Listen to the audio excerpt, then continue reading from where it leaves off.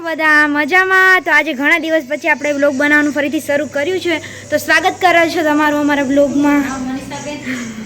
કાજલબેન ready થઈ ગયા છે. આજે પાયલબેન હાલો હાલો મોડું થાય. અને આ છે મારા મમ્મી. મમ્મી મમ્મી આજે આપણે જવાનું છે દિત્યાબેનને જોખવા, તો બધા તૈયાર થઈ રહ્યા છે.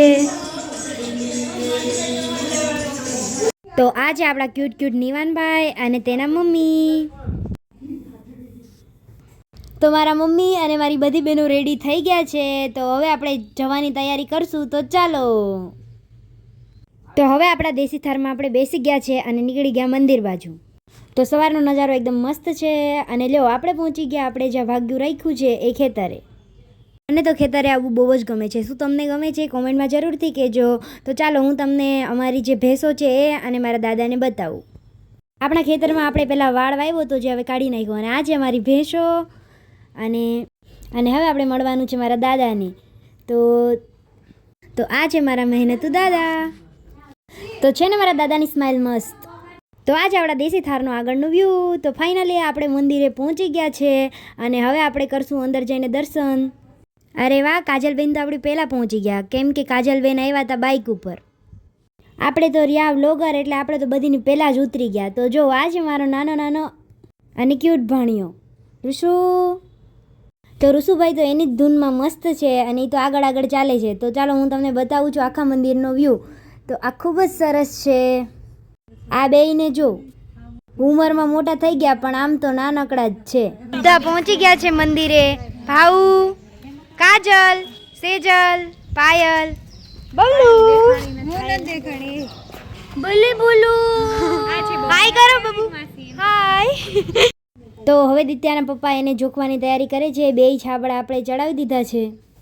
તો અમારા ઋષુભાઈને તો એની ટાઈમ મસ્તી હોય છે, તો અહીંયા પણ એ મસ્તી કરે છે. જોઉં તો કેવી રીતે છાબડાને હલાવે છે. કદાચ ઋષુભાઈ એની મજબૂતાઈ માપે છે. બધા એ પોતપોતાનું કામ કરે છે, પણ આપણે તો રહ્યા યુટ્યુબર એટલે આપણે તો કાંઈ નથી કરવાનું, બેસીને બસ ખાલી વિડીયા જ ઉતારવાના. તો હવે આપણે દિત્યાબેનને બેસાડી દીધા છે છાબડામાં. દિત્યાબેન આમ તો બ્રેવ છે, પણ કોને ખબર આજે એને ડર લાગતો હતો એટલા માટે એણે તો બેઠા ભેગું જ રોવાનું ચાલુ કરી દીધું. દિત્યાબેનની માનતા ભાવુબેને માની હતી એટલે ભાવુબેન તો બધામાં આગળ જ હતા. દિત્યાબેન બહુ ચાલાક છે. જ્યારે છાબડું ઊંચું થતું હતું તો તેમને લાગ્યું કે હું પડી જઈશ, તો એણે તો 2 હાથેથી છાબડોને પકડી લીધું. તો હાકરની બરોબર આપણે દિત્યાબેનને જોખી લીધા અને ભાવુબેને જે માનતા માની હતી એ પૂરી થઈ ગઈ આજે. તો તમે કોમેન્ટમાંથી જય મહાકાળી એમ જરૂરથી લખજો. મેં તો દર્શન કરી લીધા, હવે તમે પણ દર્શન કરી લ્યો.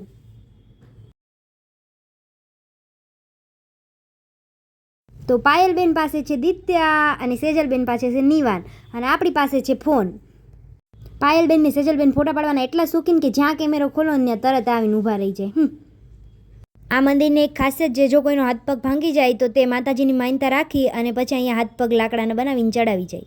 અને આ છે મારા ક્યુટ દાદીમાં. એને પણ ફોટાનો બહુ શોખ છે. તો અહીંયા ખૂબ મોટું ફળિયું છે અને અહીંયા બેસવાની પણ ખૂબ મજા આવે છે. વાતાવરણ પણ એકદમ મસ્ત છે.